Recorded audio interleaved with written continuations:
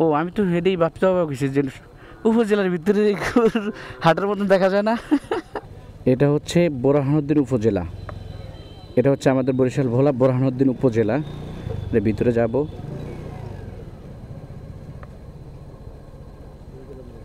এই হচ্ছে উপজেলা মসজিদ।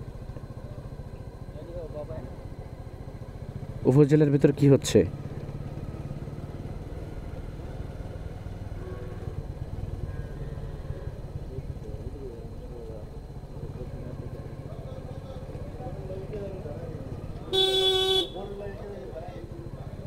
এ হচ্ছে শহীদ মিনার।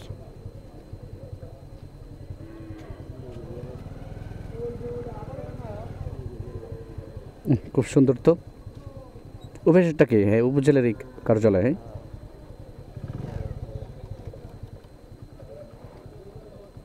এ হচ্ছে বোরহানউদ্দিন শহীদ মিনার। উপজেলার ভিতরে যে শহীদ মিনারটা বানানো হয়েছে খুবই সুন্দর। এখানে এখানে ইয়ে কি হচ্ছে কেন? গরু বিক্রি করছে নাকি? এগুলো কি?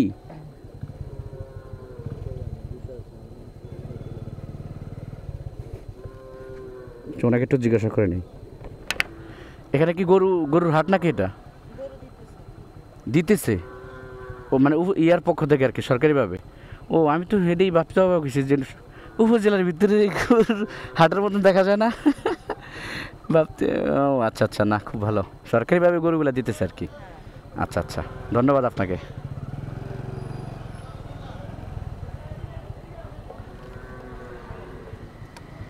এখানে উপজেলার ভিতরে এসে যে কখনো এরকম দেখি না যে এখানে ইয়ে দেওয়া হচ্ছে, সরকারিভাবে গরু দেওয়া হচ্ছে, বাট এখন দেখতে পাচ্ছি।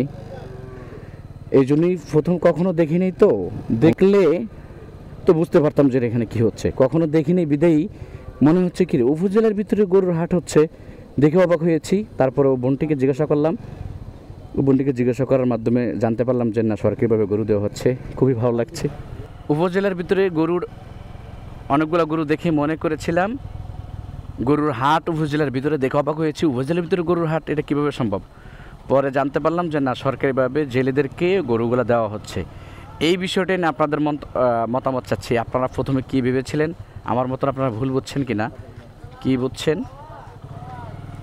ডানে না বামে?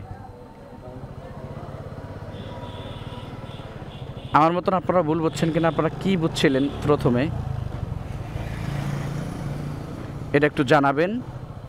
আপনারা প্রথম কী ভেবেছিলেন এটা একটু কমেন্ট করে জানাবেন, বা বিষয়টা কেমন লেগেছে আপনাদের কাছে।